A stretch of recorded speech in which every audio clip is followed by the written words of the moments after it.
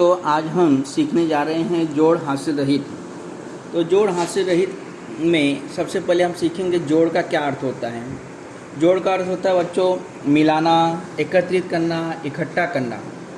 जैसे देखिए यहाँ पे चित्र दिख रहा है आपको। इसमें चित्र में देखिए टोनी के पास प्रत्येक 100 मनके वाले 3 थैलियाँ हैं।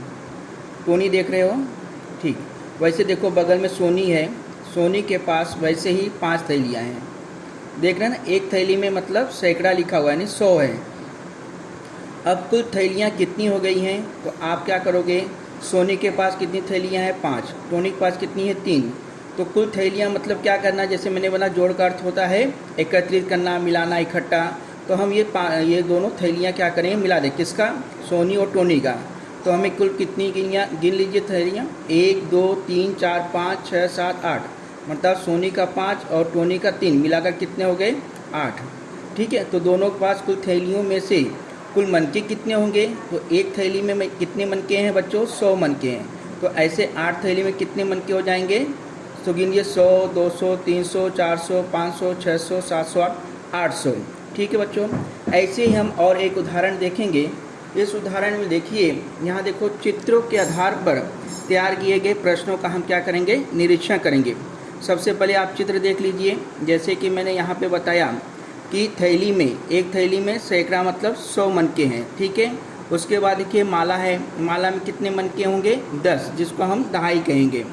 ठीक है, और जो छुट्टा मतलब मनके हैं उसको हम इकाई कहेंगे। तो यहाँ देखिए चित्रों के आधार पर तैयार किए गए प्रश्न हम क्या करेंगे, सबसे पहले निरीक्षण करेंगे, ध्यान से देखेंगे। तो ये एक उदाहरण है, इसे पूरा करेंगे। उसके लिए इकाइयों में इकाई और दहाइयों में दहाई और सैकड़ों में सैकड़ा को मिलाना होता है बच्चों। ठीक है, ये नहीं होता इकाई में दहाई मिला दो, दहाई में सैकड़ा मिला दो। इकाई से इकाई को जोड़ना है, दहाई से दहाई को जोड़ना है और सैकड़ा को सैकड़ा जोड़ना है। ठीक है, तो यहाँ पे देखेंगे हम, देखिए चित्र में यहाँ देखिए अब इकाई कौन सा है। पहले चित्र में देखिए ऊपर वाले में इकाई कितना है, 1 इकाई है। तो देखिए इकाई के 1 लिखा है, इकाई के पास में 1 लिखा हुआ है। ठीक है, अब दहाई मतलब माला कितनी है, 2 माला, मतलब 1 माला दहाई है, तो 2 दहाई है। तो यहाँ देखिए 2 दहाई लिखा हुआ है। तीसरा, थैली में कितना है, थैली जैसे मैंने बताया 100 रहते हैं, मतलब 100 मन के, यानी 1 सैकड़ा कहलाएगा। तो वहाँ देखिए 1 सैकड़ा लिखा है। ठीक है, अब फिर उसके नीचे वाली जो चित्र है वहाँ पे आ जाइए।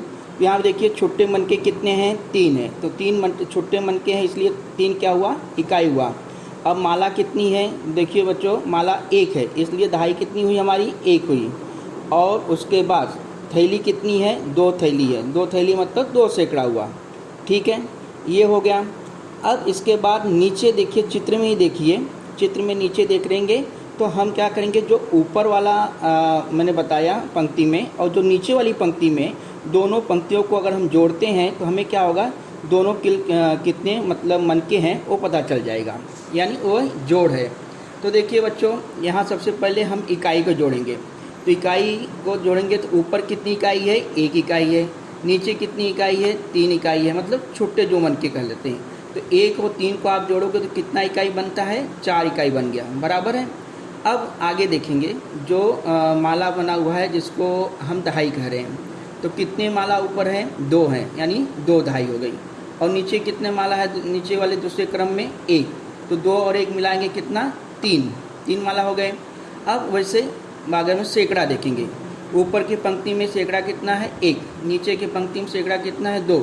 अब दोनों को हमने जोड़ दिया, मिला दिया, तो कितना हो गया, 3।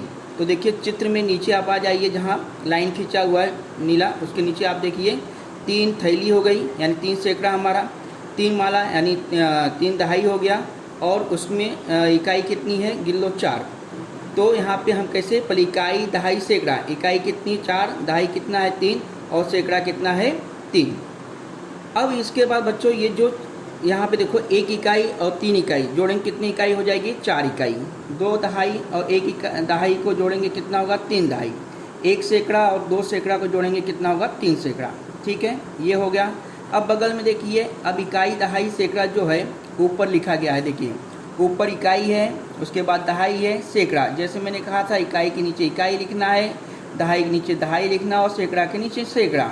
तो इकाई के नीचे, इकाई जैसे 1 है तो उसके नीचे हम इकाई लिखेंगे, इकाई दूसरा कितना है 3। चित्र में आप देखते जाइए, मैं बता रहा हूँ। दहाई में कैसा है 2, और उसके बाद दूसरी दहाई कितनी है, नीचे वाली दूसरी पंक्ति में 1 हो गया।